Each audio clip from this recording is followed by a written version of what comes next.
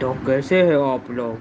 तो आज हमने देखी popcorn starring Johnny Lever, Rajpal Yadav, Saurabh Shukla, Chunky Pandey, Satish Kaushik, Ashwini Kalsekar, Kunal Kemmu and Nupur Sanon.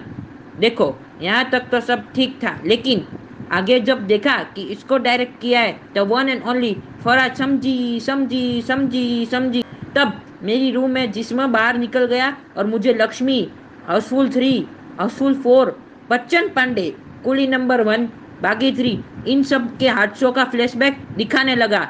ऐसे कि सब आंखों के सामने तैरने लगा सब कुछ। और इस सीरीज यानी कि इस पर्टिकुलर सीरीज यानी कि पॉपकॉर्न सीरीज के रिलीज होने से पहले हेरा फेरी 4 से थोड़ी बहुत उम्मीद लगाई थी, वो सब मतलब चली गई। और इसे देखने के बाद अपनी एक्सपेक्टेशन को भी सुसाइड करने में शर्म आ जाए।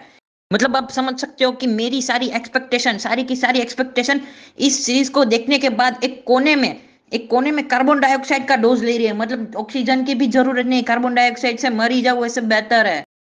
खत्म। Bye bye, tata, goodbye, गया। देखो, ये शो देखने का मेरा एक ही रीजन था, इसकी स्टार कास्ट।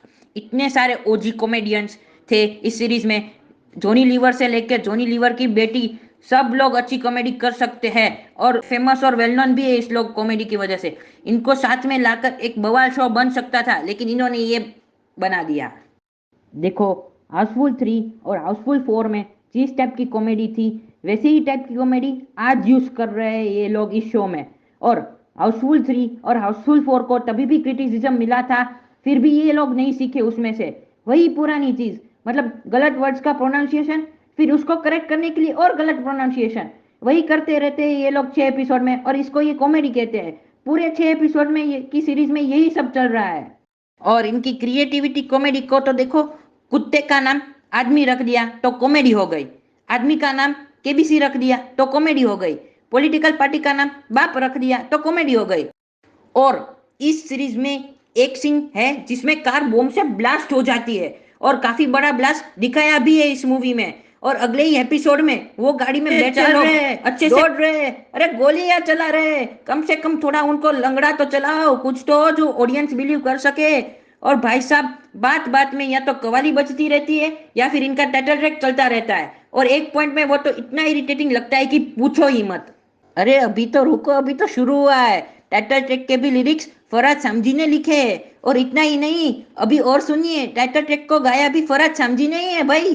सर जी, कोई भी चीज राइम कर देने से वो सॉन्ग के लिरिक्स नहीं बन जाते। आप लिरिक्स सुनिए एक बार। ट्रक में भी हॉर्न है, फिल्मों में भी जॉन है। ट्रक में भी हॉर्न है, फिल्मों में भी जॉन है।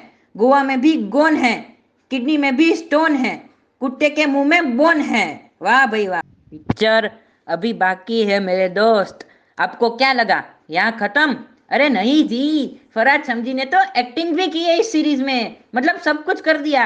Directing done, singing done, writing done, acting done, अच्छे डायलॉग्स। नहीं जी, वो तो बनाना ही भूल गए। अरे वो बनाना भी होता है क्या? अच्छी कॉमेडी सीरीज बन सकती थी ये, लेकिन बहुत पुअर राइटिंग है इस सीरीज में यार। चलो एक बार इन सबको इग्नोर कर देते हैं, लेकिन ये बात कैसे इग्नोर करे, ये लोग वही है जो हेरा फेरी 4 बनाने वाले हैं। सारे इंडियंस का चाइल्डहुड दाव पर लगने वाला है। मैं तो कहता हूँ कि इन लोगों के हाथ में से पेन पेपर ले लो और किसी मीम पेज के ओनर के एडमिन को दे दो। हेरा फेरी 4 की राइटिंग ये लोगों से तो बेटर ही करेंगे वो मीम पेज के ओनर। अब इसके बाद अप्रैल में आ रही है फरहाद समझी की मूवी अपने भाई सलमान भाई के साथ, किसी की भाई किसी की जान। अगर वो मूवी की भी राइटिंग खराब हुई तो फिर हेरा फेरी 4 के लिए मेरी सारी एक्सपेक्टेशन को ओजन लेयर तक ले जाऊंगा और वहां से मैं खुद उसको धक्का लगाऊंगा। तो दोस्तों, फिलहाल इस वीडियो में इतना ही। मैं जा रहा हूँ हेरा फेरी 4 के लिए दुआ मांगने। आप भी मांगिए। Thanks for watching. तब तक के लिए ओके बाय।